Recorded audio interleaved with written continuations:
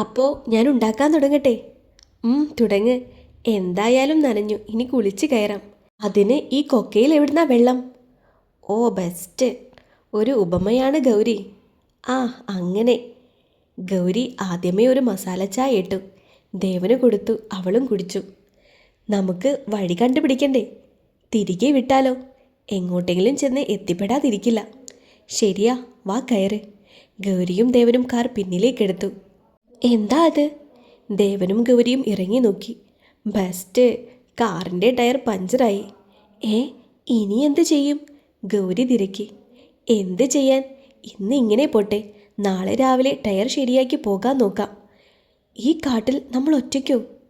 നമ്മൾ എങ്ങനെയാ മണ്ടി ഒറ്റയ്ക്കാവുന്നത്? നമ്മൾ രണ്ടുപേരില്ലേ? വാ കാറിൽ കയറ്, വല്ല ജീവികളും വരും. ഗൗരി കാറിലേക്ക് കയറിയിരുന്നു. ദേവൻ സീറ്റ് നിവർത്തി അവൾക്ക് കിടക്കാൻ പാകത്തിന് വെച്ചു. ഞാൻ എന്തെങ്കിലും ഉണ്ടാക്കാം, നീ കിടന്നു. ദേവൻ ബാക്കിലേക്കിരുന്നു. സമയം രാത്രിയായിട്ടും ഗൗരിയെയും ദേവനെയും കാണാതെ ഗൗതം തിരയാൻ മാൻഷനിൽ നിന്നും ഇറങ്ങുമ്പോഴാണ് അനന്യ വരുന്നത്. എങ്ങോട്ടാ? ഗൗരിയെയും ദേവനെയും ഇതുവരെ കണ്ടില്ല. ഗൗരിയോ? ആ അതെ. അവർ എങ്ങോട്ട് പോയി? അറിയില്ല, ഓഫീസിൽ നിന്നും ഇറങ്ങിയതാണ്. എന്നാൽ നിൽക്ക്, ഞാനും ഉണ്ട് തിരയാൻ. വേണ്ട, എന്നാ നീയും പോവില്ല, അനന്യ തറപ്പിച്ചു പറഞ്ഞു. ശരി, കയറ്. ഗൗതം വാതിൽ തുറന്ന് നൽകി. ഗൗരി, വാ കഴിക്ക്. എനിക്ക് നല്ല ക്ഷീണമുണ്ട്, ഒന്ന് ഉറങ്ങണം. എങ്ങനെയാ നിങ്ങൾക്ക് ഇങ്ങനെ പറയാൻ തോന്നുന്നത്? എനിക്കാണെങ്കിൽ പേടിയായിട്ടും വയ്യ. എന്തിന്? എന്തിനെന്നോ? ഈ കാട്ടിൽ, കാറിൽ എങ്ങനെ? നീ പേടിക്കണ്ട, ഞാനുണ്ട് കൂടെ. ഭക്ഷണം കഴിച്ചു കഴിഞ്ഞ് എല്ലാം സെറ്റ് ചെയ്ത് ദേവനും ഗൗരിയും കാറിൽ നീണ്ടു നിവർന്ന് കിടന്നു. രാത്രി വല്ലാതെ ഇരുട്ടി. പെട്ടെന്ന് കുറുക്കൻ്റെ ഊരിയിടൽ അവിടെ കാതുകളിൽ മുഴങ്ങി. അമ്മേ! എന്താ? എന്ത് പറ്റി? ഉറക്കത്തിൽ നിന്നും ഞെട്ടിയുണർന്ന് ദേവൻ തിരക്കി. എനിക്ക് പേടിയാവുന്നുണ്ട്, കുറുക്കൻ ഊരിയിടുന്നുണ്ട്. ദേവൻ ചിരിച്ചു. പിന്നിൽ നിന്നും ഒരു പുതപ്പ് എടുത്ത് അവളുടെ ശരീരത്തിൽ പുതച്ചു കൊടുത്തു. ഒരു ഭാഗത്ത് ദേവനും കിടന്നു. പേടിക്കണ്ട, ഞാനുണ്ട്. ദേവൻ അവളുടെ തല അവൻ്റെ നെഞ്ചോട് ചേർത്ത് പിടിച്ചു. ദേവൻ്റെ നെഞ്ചിൻ്റെ ചൂട് പറ്റി ഗൗരിയും കിടന്നു. രാത്രി 12 മണിയായിട്ടും ദേവനെയും ഗൗരിയെയും കണ്ടുപിടിക്കാനായില്ല. ഇവരിത് എവിടെ പോയി? ഗൗതമിൻ്റെ ടെൻഷൻ കണ്ട് അനന്യ പറഞ്ഞു. എന്തിനാ ടെൻഷൻ? ഓ, നിന്റെ ഭാര്യയാവാൻ പോകുന്നവൾ അവൻ്റെ കൂടെ ഉള്ളതുകൊണ്ടാകും. ഷാട്ടപ്പ്.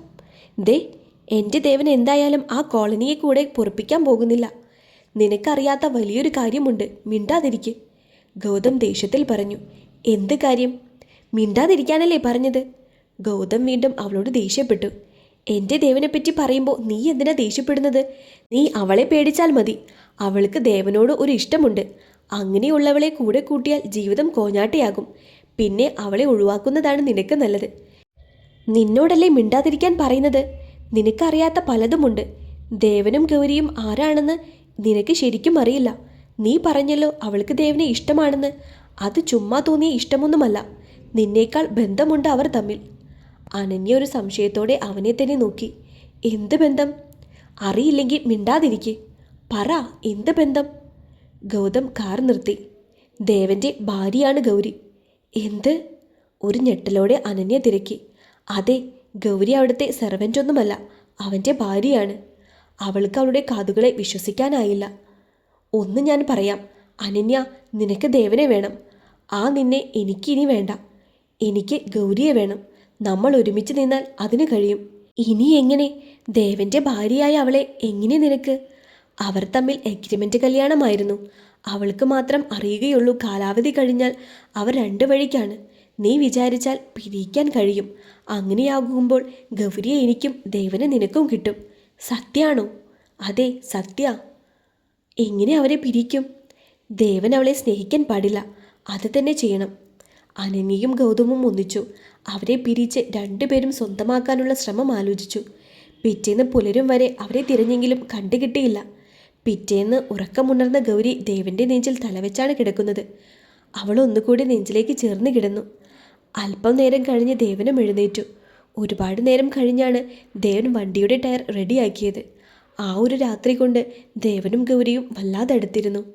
ചായ കുടിച്ചുകൊണ്ടിരുന്ന ദേവൻ്റെ തോളിലേക്ക് പതിയെ ഗൗരി ചാരി കിടന്നു. ഇനി എത്ര ദിവസമുണ്ട്? അവൾ തിരക്കി. എന്തിന്? എഗ്രിമെൻ്റ് തീരാൻ. ഇനി 2 മാസം. അവൾ പതിയെ തോളിൽ നിന്നും എഴുന്നേറ്റ് തല താഴ്ത്തി നടന്നു. ഏയ് ഗൗരി, നിക്ക്! ദേവൻ അവളെ പിന്നിലൂടെ ചെന്ന് കെട്ടിപ്പിടിച്ചു. എന്താ ഇത്ര വിഷമിക്കാൻ? ദേവൻ വീട്ടിലെത്തിയ ഉടൻ ഞാൻ ആ എഗ്രിമെൻ്റ് കീറിക്കളയും. മതിയോ? ഗൗരി ഒന്ന് ചിരിച്ചു. ഓ, അത് കണ്ടാൽ മതി. ദേവൻ അവളുടെ നെറ്റിയിലൊന്ന് ചുംബിച്ചു. എന്നാൽ പുറപ്പെടാം. പോകാം. പിറ്റേന്ന് രാവിലെ ഉറക്കമുണർന്ന അനന്യ ഒരു സംശയമായിട്ടാണ് എഴുന്നേറ്റത്. ഇന്നലെ രാത്രി ഗൗതം പറഞ്ഞ കാര്യങ്ങൾ സത്യാവോ? തെളിവെന്താണ്? അല്ലെങ്കിൽ തന്നെ അങ്ങനെയൊരു കോളനിയെ വിവാഹം കഴിക്കേണ്ട ആവശ്യം എന്താ ദേവന്? തെളിവുകളില്ലാതെ ഗൗതമിൻ്റെ വാക്കുകൾ വിശ്വസിക്കാൻ പറ്റില്ല. എന്തായാലും ദേവൻ്റെ റൂം ഒന്ന് സെർച്ച് ചെയ്യാം. അങ്ങനെ എന്തെങ്കിലും തെളിവുകൾ കിട്ടിയാൽ പെട്ടെന്ന് വിവാഹം നോക്കണം. ഇല്ല എങ്കിൽ കാര്യങ്ങൾ കൈവിട്ടു പോകും. ദേവനും വേണ്ടാതാകും, ഗൗതമിനും വേണ്ടാതാകും. അങ്ങനെ ആയിക്കൂടാ. കുളിച്ച് ഫ്രഷായി അനന്യ നേരെ ഗൗതമിൻ്റെ റൂമിലേക്ക് പാഞ്ഞു. റൂമിൽ കയറിയ അനന്യ തിരികെ ഇറങ്ങി. ദേവൻ്റെ റൂമിലേക്കുള്ള മെയിൻ സ്വിച്ച് ഓഫായിരുന്നു. CCTV എനിക്ക് ചിലപ്പോൾ പണി തന്നേക്കാം. അങ്ങനെ ഉണ്ടാവാൻ പാടില്ല. അവൾ റൂമിലേക്ക് ചെന്ന് ഡോർ അകത്തു നിന്നും ലോക്ക് ചെയ്തു. ദേവൻ്റെ റൂം മുഴുവൻ അരിച്ചു പെറുക്കി. അങ്ങനെയാണ് ഷെൽഫിൻ്റെ ടോപ്പിൽ അവൾ ആ ഫയൽ കണ്ടത്. അതെടുത്തു. അവൾ ആ ഫയൽ പതിയെ തുറന്നു നോക്കി. ഞെട്ടിക്കുന്ന ആ സത്യം അവൾക്ക് മനസ്സിലായി. ഗൗരിയുടെയും ദേവൻ്റെയും കല്യാണ കരാറാണത്. ഇത് അപ്പോൾ ശരിക്കും ദേവൻ്റെ എഗ്രിമെൻ്റ് ഭാര്യയാണ് ഗൗരി അല്ലേ? നിങ്ങൾ തമ്മിൽ ഒന്നിച്ചാൽ ചിലപ്പോൾ ദേവൻ ഇതിനെ നശിപ്പിക്കും. അങ്ങനെ ഉണ്ടാവാൻ പാടില്ല. ഈ എഗ്രിമെൻ്റ് പേപ്പർ ഞാനിങ്ങ് എടുക്കുക ദേവ. എനിക്ക് ആവശ്യമുണ്ട്. ഒരു അട്ടഹാസ ചിരിയോടെ അവൾ പുറത്തേക്ക് പോയി. എൻ്റെ ഗൗരി, നമ്മൾ വന്ന വഴി പോലും മനസ്സിലാവുന്നില്ലല്ലോ, ദേവൻ പറഞ്ഞു. ഗൗരി മുകളിലേക്ക് നോക്കി കൈ കൂപ്പി. എൻ്റെ ഗണേശ, ഞങ്ങളിവിടെ പെട്ടുപോയി. ഞങ്ങൾക്ക് തിരികെ എത്താനുള്ള വഴി കാണിക്കണേ. നീയൊരു വിഡ്ഢി തന്നെ, ദേവൻ ചിരിച്ചുകൊണ്ട് പറഞ്ഞു. എന്താ? നീ ഈ ദൈവത്തിലൊക്കെ വിശ്വസിക്കുന്നുണ്ടോ? പിന്നല്ലാതെ. എൻ്റെ എല്ലാ നല്ല കാര്യങ്ങളും ഗണേശനാണ് ശരിയാക്കുന്നത്. ഓഹോ, എന്നാ വഴി കാണിച്ചു തരാൻ പറ ഗണേശ. ആ മതി മതി, ഇതുപോലുള്ള അന്ധവിശ്വാസം നിർത്തി ജീവിക്കുക ഗൗരി. ദേ, എന്നെ എന്ത് വേണമെങ്കിലും പറഞ്ഞു, ഗണേശനെ പറയല്ലേ. അവളുടെ കണ്ണുകൾ നിറഞ്ഞു. അയ്യേ, നീ എന്തിനാ ഇങ്ങനെ ഇമോഷണൽ ആവുന്നത്? ശരി, നിന്റെ ഇഷ്ടം പോലെ, ഞാൻ ഒന്നും പറയുന്നില്ല. പെട്ടെന്നാണ് കുറച്ചകലെ നിന്നും ഒരാൾ വിറകും തലയിലേറ്റ് വരുന്നത് കാണുന്നത്. കണ്ടോ, എൻ്റെ ഗണേശൻ പ്രാർത്ഥന കേട്ടു. അങ്ങേരോട് ചോദിക്കാം, അവൾ ചിരിച്ചുകൊണ്ട് ദേവനോട് പറഞ്ഞു. ഹാ, എൻ്റെ ഗണേശൻ എങ്ങനെയുണ്ട്? എന്നോടാ കളി. ചേട്ടാ ചേട്ടാ, ടൗണിലേക്ക് എങ്ങനെയാ പോവുക? ഗൗരി തിരക്കി. അയാൾ ചോദിച്ചു. ചേട്ടാ, ടൗണിലേക്ക് എങ്ങനെയാ പോകുക എന്ന്. എന്താ മോളെ? അവൾ മുഖം വിളിച്ചുകൊണ്ട് ദേവനെ നോക്കി. ദേവൻ ചിരിയടക്കിക്കൊണ്ട് അവളെയും. ചേട്ടാ, ടൗണിൽ പോകാൻ. ചേട്ടാ. ഗൗരി മതി, അങ്ങേർക്ക് ചെവി കേൾക്കില്ല. ദേവൻ കൈകൊണ്ട് പൊയ്ക്കോ എന്ന് കാണിച്ചു. അദ്ദേഹം പോയി. ഗൗരി ചമ്മി തലതാഴ്ത്തിരുന്നു. നല്ല ഗണേശൻ. അത് പിന്നെ ഞാൻ കണ്ടുപിടിച്ചോളാം വഴി. ശരി. അപ്പോഴാണ് ആ വഴി ഒരു MIT വരുന്നത് കണ്ടത്. ദേവൻ അദ്ദേഹത്തെ വിളിച്ചു. എൻ്റെ കൂടെ പോരെ, ഞാൻ ടൗണിലേക്കാണ്. കണ്ടില്ലേ എൻ്റെ ഗണേശൻ്റെ പവർ. ആയിക്കോട്ടെ. അവർ അദ്ദേഹത്തിൻ്റെ പിന്നാലെ പോയി. ഏതാനും നേരം കൊണ്ട് അവർ ടൗണിൽ ചെന്ന് കയറി. ദേവൻ അയാൾക്ക് കുറച്ച് പണം നൽകി. സാറേ, ഇനി വഴി അറിയണമെങ്കിൽ ദേ വിളിച്ചോ. അയാൾ ദേവന് നമ്പർ നൽകി. ദേവൻ അത് വാങ്ങി. ഗൗരി ആശ്ചര്യത്തോടെ ഇരുന്നു.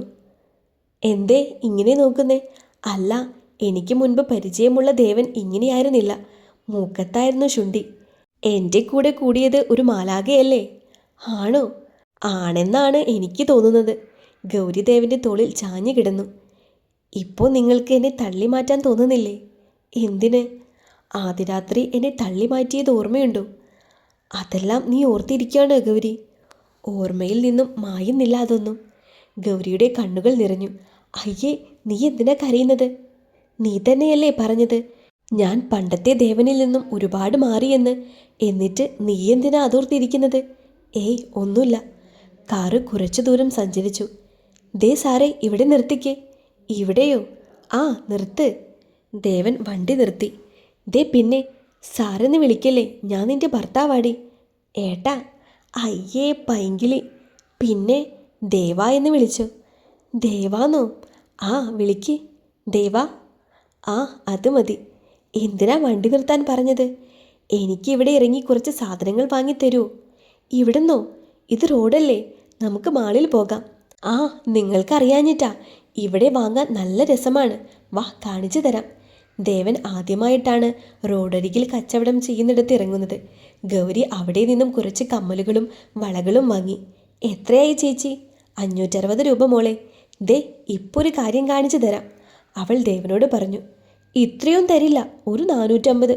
അയ്യോ മോളെ, അത് പറ്റില്ല. അയ്യേ ഗൗരി, നീ എന്തിനാ വിലപേശുന്നേ?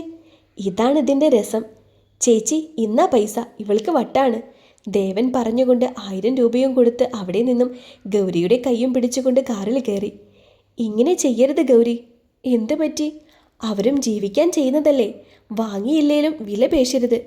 നിങ്ങൾക്കിഷ്ടമല്ല? അവൾ കുഞ്ഞിനെ പോലെ തിരക്കി. അല്ല, സോറി, ഇനി ചെയ്യില്ല. ദേവൻ അവളെ നോക്കി ചിരിച്ചു.